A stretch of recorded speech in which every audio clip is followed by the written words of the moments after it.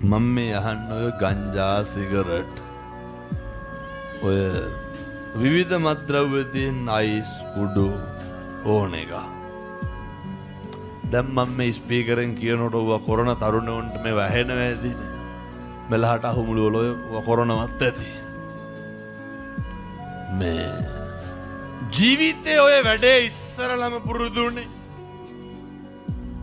එක කොල්ලෙක්වත් ඉන්නවද මේ මත්ෙන්ට පෙත්තක් බොන්න ඕන කියලා ෆාමසියෙන් අරගෙන ගිහිල්ලා පෙත්තක් බීපු. දැන් මම මේක කියනකොට මේ තරුණ මහත්තුරු හදවතට තට්ටුවක් දාලා අහන්න ඕන මොකද්ද? මම පළවෙනි මත් පෙත්ත ගත්තේ කොහොමද? යාළුවෙක් කඩලා දීලා තියෙන දාලා බලපන් කියලා. කියනවා ඔබ දෙකක් දාන්න එපා අමාරුවේ එකක් දාපන්ලු. මේ වැරදිච්ච තරුණයෝ කියන්නේ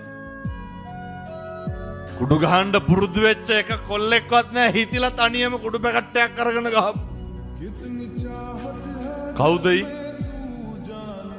එතන යාළුවෙක් ඉන්නවා. නැති වෙච්ච වෙනසිච්ච හැම තරුණෙක් පිටිපස්සෙම ඇසුරේ ගැටලුවක්